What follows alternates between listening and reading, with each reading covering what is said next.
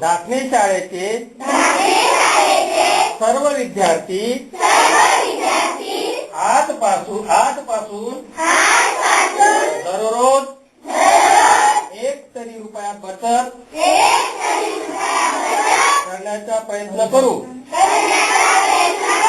दर महिन्याला आम्ही आमचे पैसे बँकेत जमा करू,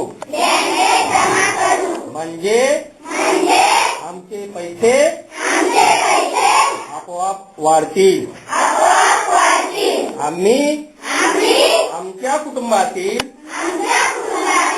सर्व व्यक्तींना व गावकऱ्यांना बचतीचे महत्त्व समजावून त्यांनाही बचत करण्यात